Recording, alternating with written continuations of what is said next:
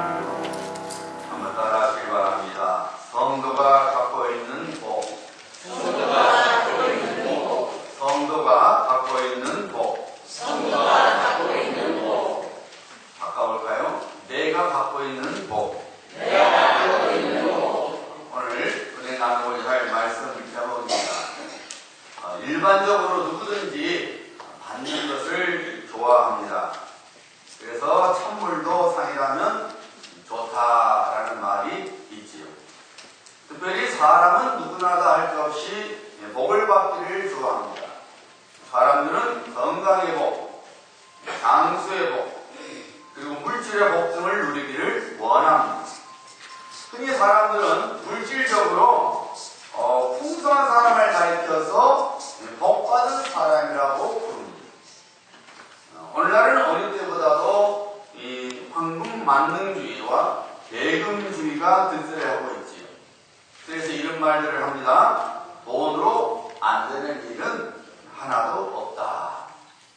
돈이 있으면 유죄도 무죄, 돈이 없으면 무죄도 무죄가 된다. 뭐니 해도 돈이 최고다. 돈 없으면 사람 구실도 못해 등등입니다. 사실 돈처럼 매력덩어리가 없지요. 돈을 싫어하는 사람은 아무도 없습니다. 돈 싫어하는 사람을 만나본 적 있습니까? 아닙니다. 다 좋아합니다.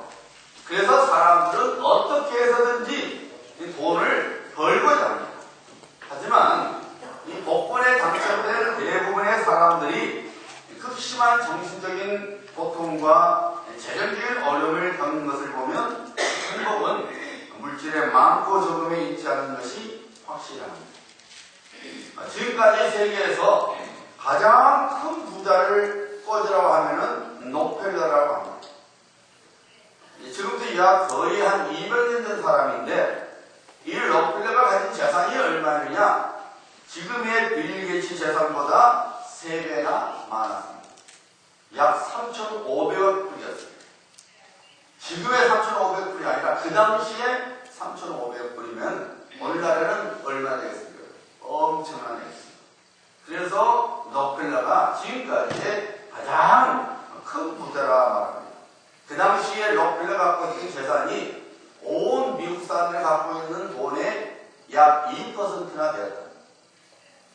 하지만은 록펠러가 한참 돈을 잘 벌고 있었을 때에 그는 희귀한 병에 걸려서 비스켓과 우유 외에는 어떤 음식을 먹지 못했습니다. 살이 빠지면서 몰골이 흉악해졌습니다. 의사가 하는 말이 당신은 금년을 넘기지 못합니다 라고 했습니다. 어느 날 록펠러는 잠이 오지 않아서 서서 캄캄한 바깥을 쳐다보면서 자신의 인생을 돌이켜보는 시간을 가졌습니다. 누구보다도 많은 돈을 갖고 있었지만은 겨우 먹고 있는 것은 비스킷이고 우유였고 그것도 이게 금년을 넘기지 못한다고 했으니까 참 기가 막혔겠지. 캄캄한 창문 밖을 쳐다보면서 자기 인생을 돌이켜봤습니다. 그는 다음날 그의 대부분의 재산들을 남을 돕는 일과 사회의 유익한 일에 내놓았습니다. 물질에 대한 집착을 놓자 그는 그때부터 밥을 먹을 수가 있었다. 건강이 회복되었습니다. 55세 때쯤에 1년도 넘지 못할 거라는 진단을 받았던 그가 98세가 넘도록 살았습니다. 결국 행복은 돈에 달려있지 않으니 증명된 셈입니다. 이 세상 사람들은 물질, 건강, 명예, 그리고 권세 등이 바로 복의 내용이라고 말하지만은 하나님의 말씀은 우리 모두에게 이런 권면을 주고 있습니다. 땅 위에 썩어질 것을 위하여 염려하지 말고 하늘의 것을 사모하라. 성도는 성도에게 약속된 복을 사모하고 그리고 그것을 누리는 인생을 살아가야 합니다. 에베소서 1장은 성도가 갖고 있는 복이 무엇인지를 보여주고 있습니다. 우리는 소망이 없는 자들이 아닙니다. 우리는 아무것도 갖지 못한 자들이 아닙니다.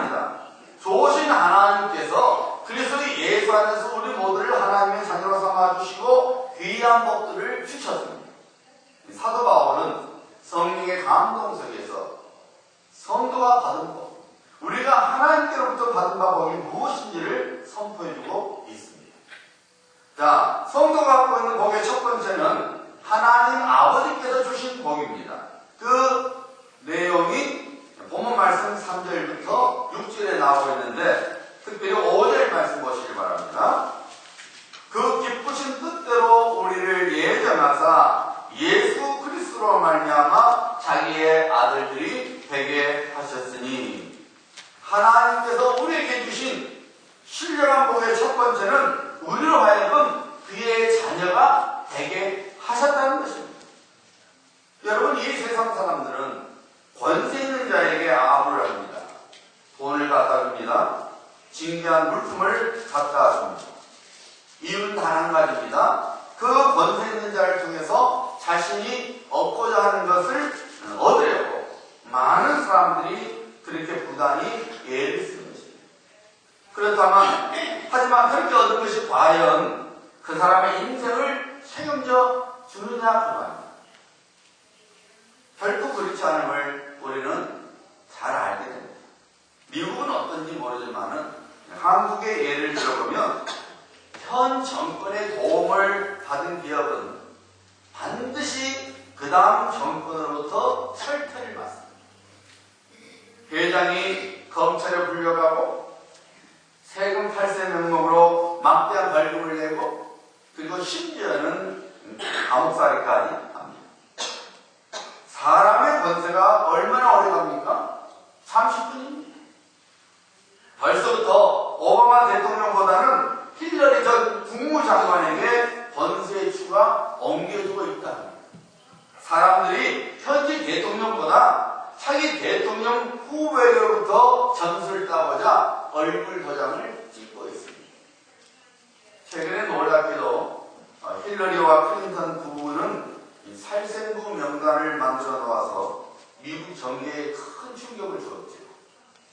2008년 대선 후보 때, 민주당 대선 후보 때 오바마 대통령에게 힐러리 전 국무장관이 후보자를 내줬지 않습니까?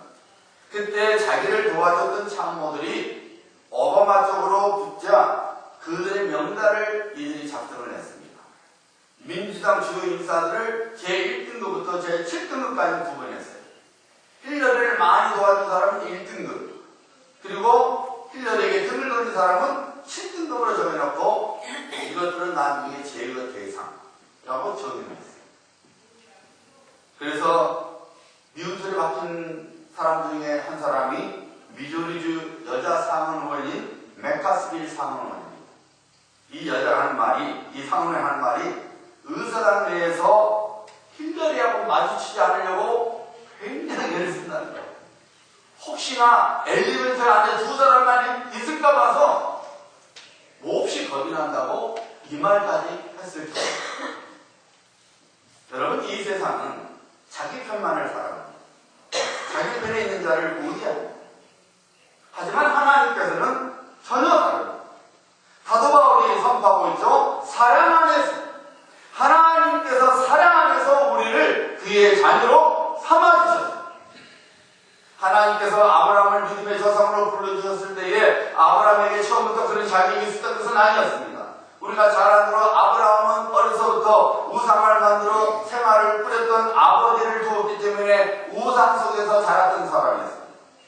걱정이어서 혼자 떠나지 못하고 족과 노릇을 내려갔습니다. 자기 생명을 보존하기 위해서 아내를 여동생이라고 속였습니다. 아내가 졸라대니까 하나님의 말씀에 불순종하여 이스마엘을 낳았던 사람입니다. 그럼에도 불구하고 하나님께서는 아브라함을 부르시고 그에게 복을 선포하셨습니다. 내가 내 언약을 나와 너 및 내 대대 후손 사이에 세워서 영원한 언약을 세워서 삼고 너와 내 후손의 하나님이 되리라. 순전히 하나님의 뜻 가운데서, 하나님의 연애 가운데서, 하나님의 사랑 가운데서 아브라함은 하나님의 자녀가 되었고 하나님은 아브라함의 하나님이 되어 주셨습니다. 우리들이 하나님께로부터 받은 복이 그렇습니다. 우리는 원래 죄인이었습니다.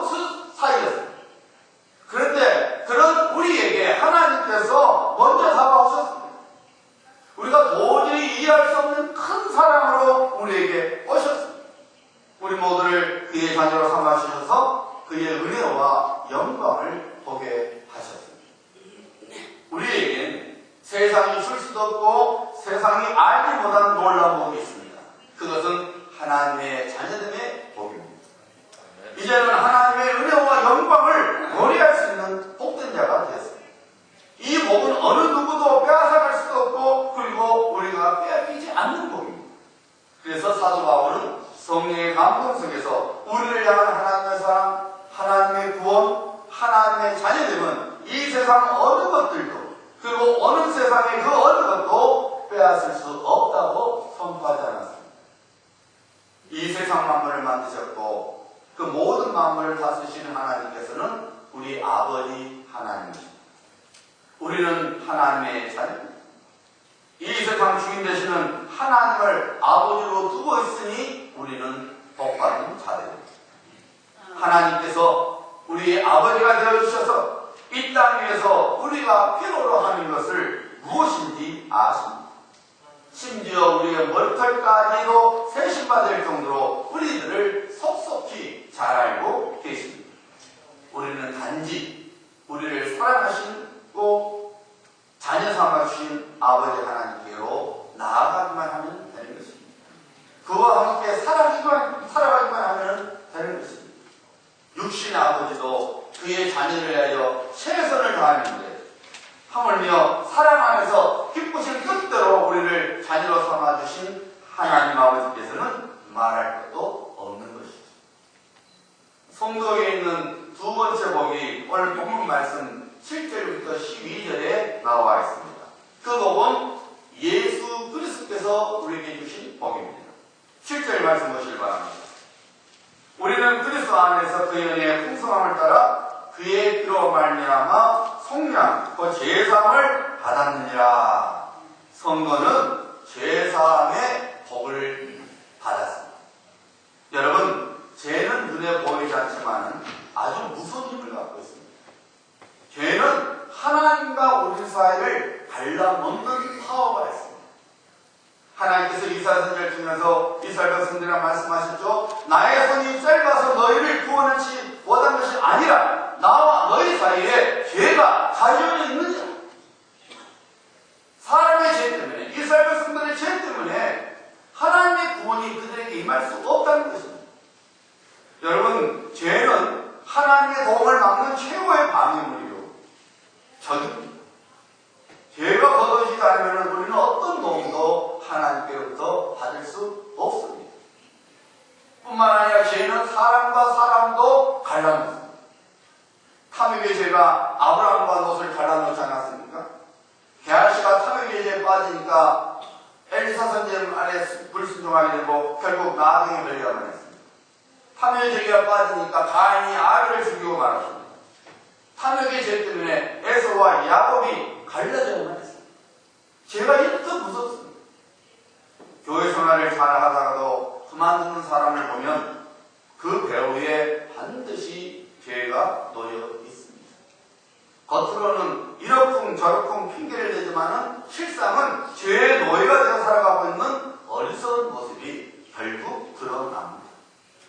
여러분, 평소에 맛있게 잘 먹은 음식이 마치 모래를 씹은 것처럼 먹어지지 않을 때는 어느 때입니까? 내가 아플 때입니다. 목사님, 저는 아파도 입맛은 절대로 떨어지지 않습니다 하고 말하는 분 있지만 그것은 덜 아파서 그렇지 진짜 아파보세요. 어떤 음식도 들어오지 않습니다. 여러분, 영적 건강도 마찬가지입니다. 영적으로 건강하면은 하나님의 어떤 말씀도 잘 먹습니다. 하지만 죄가 그 심령 안에 들어와 자리를 잡게 되어 영적으로 병에 걸리면 하나님의 말씀이 귀에 들리지 않습니다. 성령의 음성이 아니라 소음이 되고 맙니다. 권면이 아니라 고통을 주는 가시가 되고 맙니다. 그래서 제일 먼저 불평과 불만이 입으로부터 나옵니다. 자기는 아무렇지 않는데 교회가 잘못되었다고 착각을 하죠. 성경적인 교회관을 가르쳐 주어도 이상하게도 많은 그리스도인들이 잘못된 교회관을 갖고 살아갑니다. 오늘 이 아침에 예배 가운데 하나님의 말씀을 듣고 있는 여러분들은 잘 들으셔야 합니다. 성도는 교회관이 분명해야 합니다. 이 땅에서 교회생활을 하기 때문에 성경에서 가르치고 있는 교회관을 분명히 붙들고 있어야만이 여러분들이 다른 교회생활을 통해서 다른 열매를 맺게 되고 하나님 앞에 서는 날 칭찬과 상급을 받게 되는 것입니다. 여러분, 이상하게 많은 성도들이 교회를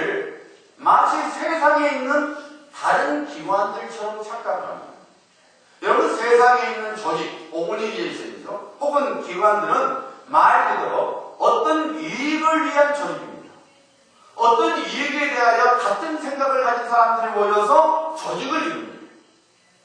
그래서 그 조직으로부터 자기가 원하는 것을 얻으려고 합니다. 그런데 만약 그 조직으로부터 내가 원하는 것을 얻지 못하면 그 조직을 떠납니다. 그리고 자신이 원하는 이익을 주는 조직으로 옮겨갑니다. 이것은 당연한 거예요. 그렇게 하는 것이 다르게 하는 것입니다. 왜요? 내가 그 조직에 들어간 것은 그 조직을 통해서 내가 원하는 것을 얻고자 합니다. 그래서 만약 그 조직이 내가 원하는 것을 주지 않는데도 계속 있는 것은 바보지. 내가 원하는 것을 줄 수 있는 조직으로 옮겨야 됩니다. 이건 지혜로운 것입니다. 이 세상에서는 그렇게 살아야 됩니다. 그런데 이 세상에서 그런 방식으로 살다 보니까 교회도 세상 조직과 같은 일로 착각을 합니다.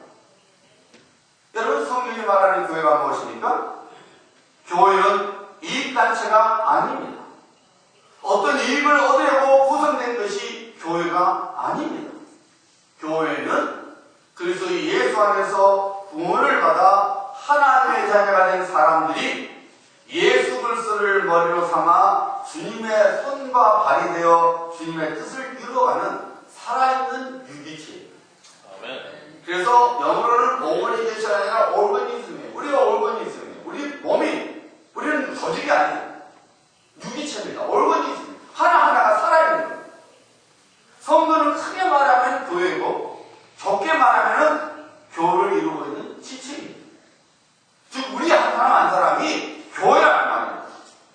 여러분이 교회인데, 여러분 자신이 교회인데, 교회가 나에게 관심을 주지 않는 사람도, 교회가 나에게 도움이 되지 않는 사람도, 이런 말은 아예 처음부터 틀린 말입니다. 내가 교회로서 주님의 손과 발이 되어 주님의 교회를 이루어가는 것입니다.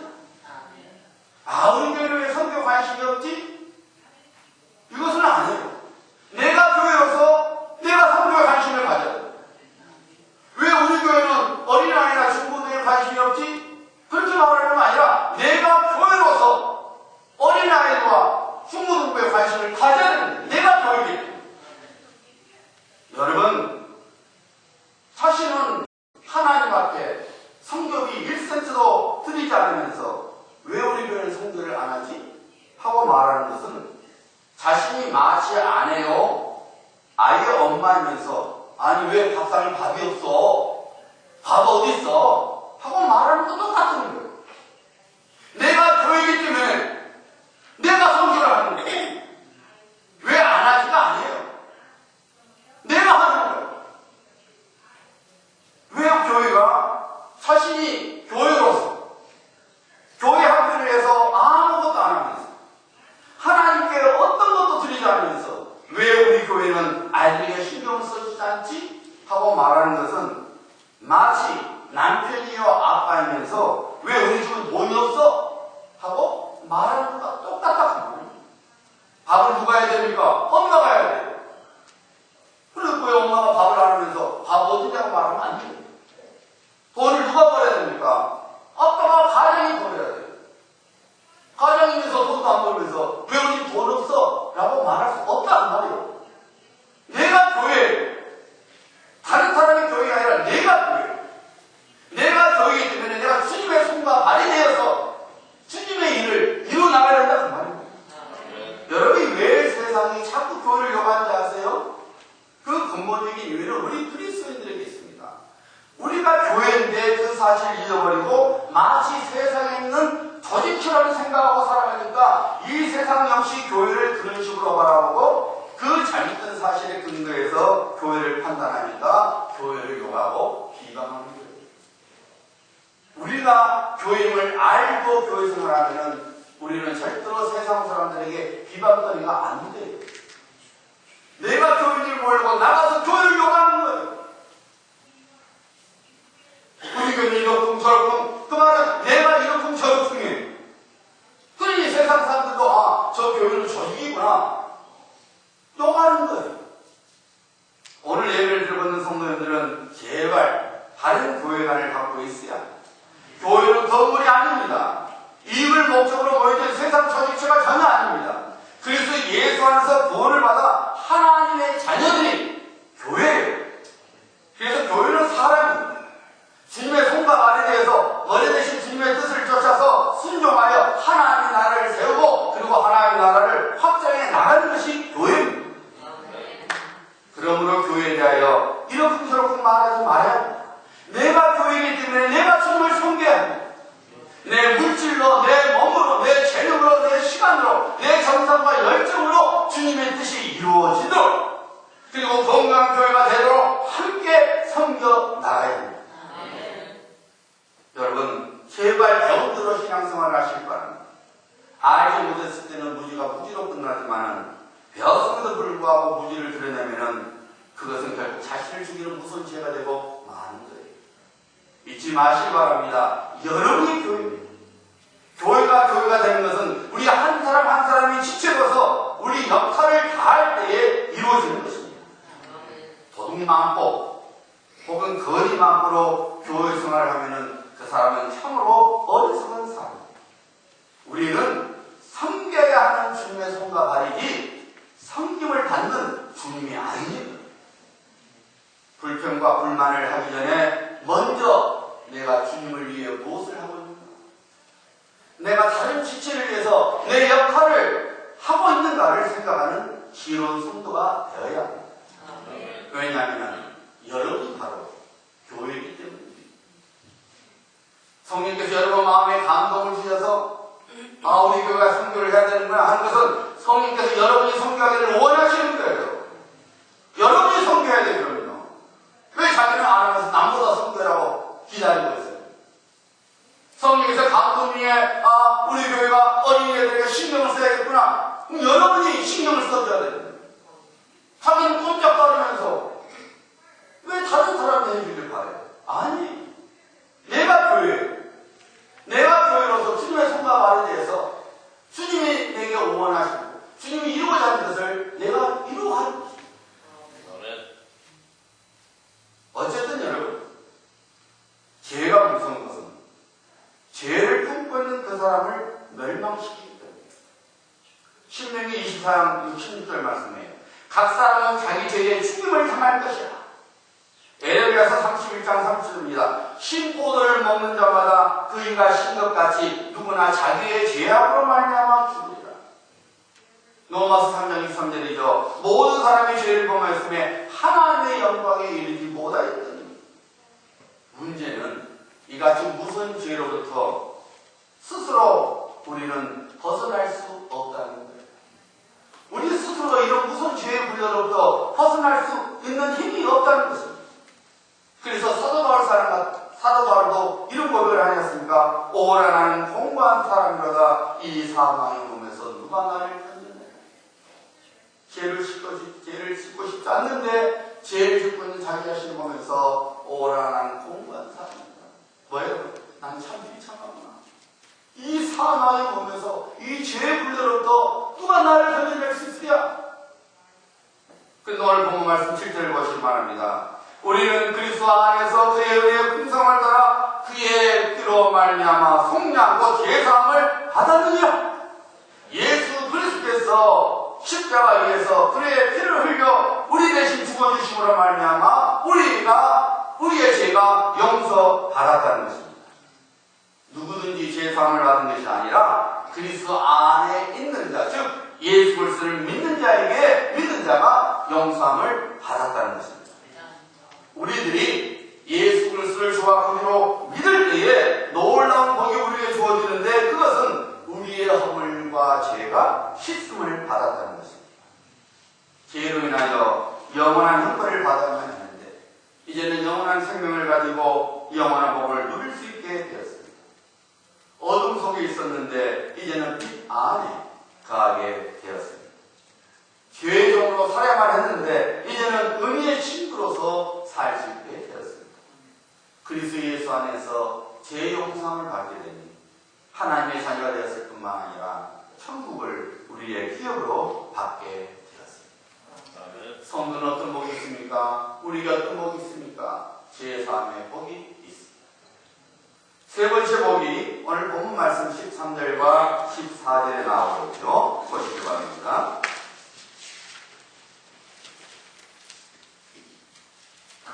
성령께서 주신 복입니다.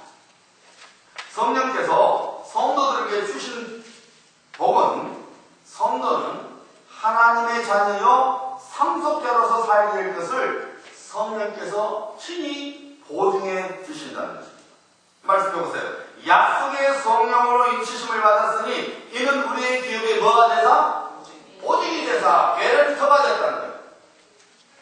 여러분이 은행에서 융자를 얻고자 할 때에 그냥 은행에서 돈 빌려주는 건 아니죠.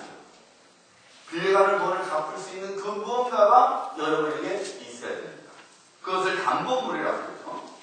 은행은 그 담보물의 가치를 보고 그에게 해당되는 돈을 빌려줍니다. 혹은 능히 빚을 갚아줄 수 있는 사람이 보증을 서주면 융자를 얻게 되죠. 바로 성령님께서 그와 같은 역할을 해 주십니다. 우리들이 하나님의 말씀을 믿고 예수 그리스도 주와 구주로 마음으로 믿어 입으로 시인해서 구원을 얻습니다. 그러면 우리는 영원한 생명을 선물로 받습니다. 천국을 기업으로 받습니다. 더 이상 죄의 종이 아니라 의의 종으로 살아갑니다. 하지만 이 모든 것이 눈에 보이는 것이 아니요 우리의 손에 만져지는 것이 아닙니다. 그래서 우리는 확신할 수 없게 되는 거예요. 마치 예수 믿지 않는 사람들이 혹시 여러분 친구 중에 그럼 여러분에게 그런 말한 적이 있을 거예요. 당신이 천국에 가봤어? 천국 봤어? 죽어봐야 천국 있는지 어떻게 알아? 이렇게 말하는 것처럼 우리도 그만 내가 예수를 믿어서 영원한 생명을 얻고 천국을 기업으로 받고 이러면서도 눈에 보이는 건 아니니까 우리 손에 만지는 것이 아니니까 진짜 내가 천국 가나? 진짜 내가 천국 가면 상급을 기다리고 있나? 의심할 수가 있어요. 내가 제사함을 받아 하나님의 자녀요 천국의 상속자라는 사실을 보증해 준 분이 없다면 우리 신앙은 얼마든지 흔들릴 수 있습니다. 특별히 우리가 말씀대로 살지 못할 때는 두려운 마음이 들어서 야 정말 천국 가나 이거? 누군가가 오늘 밤에 당신이 정말 천국 갈 수 있겠습니까? 글쎄요. 자신이 없어집니다. 그런데 여러분 성령께서는 이런 모든 의심을 한 방에 날려주시는 분이십니다. 성령님께서는 우리들이 하나님께 속한 자녀라는 사실을 증명하는 도장을 우리 심령 속에 꽝 찍어주십니다. 너는 하나님의 것 찍어주십니다. 성령님은 우리에게 임하셔서 능력도 드러내게 하시지만 우리 안에 거하셔서 거주해 주십니다. 성령 충만하여 우리들이 하나님의 자녀임을 증명해주는 열매를 맺도록 해주십니다.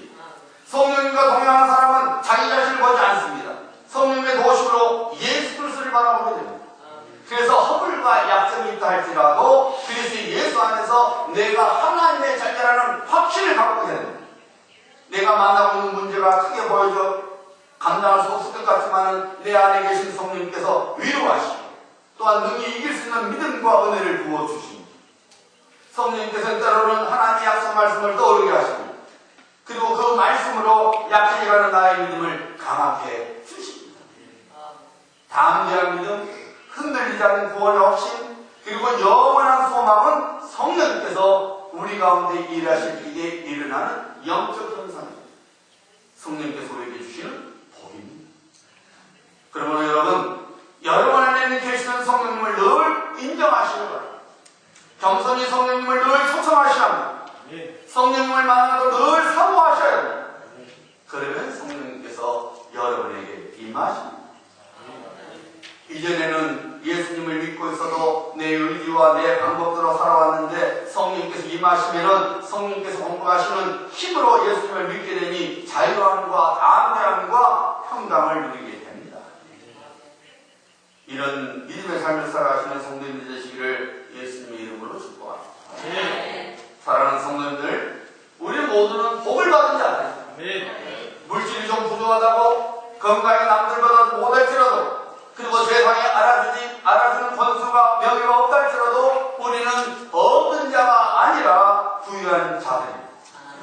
그 부유함은 일시적이고 썩어질 것들이 아니라 영원토록 우리와 함께하는 신령한 부유함입니다. 그리스도 예수 안에서 하나님 아버지께서 우리 모두를 그의 사랑받는 자녀로 삼아주신 복을 주셨습니다. 예수 그리스도께서 우리 힘으로 도저히 해결할 수 없는 죄를 없애주시사 죄사함의 복을 주셨습니다. 성령께서 우리들이 그런 복을 받은 자들을 보증해주는 복을 주셨습니다. 그러므로 하나님의 복을 받은 자답게 세상에서 담대하게 그리고 감사함으로 살아가야 합니다. 이 귀한 복들을 증거하는 삶을 살아가야 합니다. 무엇보다도 이 귀한 복들을 절대로 놓치지 않는 믿음을 끝까지 잘 지켜나가는 하나님의 자녀가 되어야 합니다. 잊지 마시기 바랍니다. 우리 모두는 그리스도 예수 안에서 신령한 복들을 누리고 있는 하나님의 거룩한 백성들이요 그리고 그의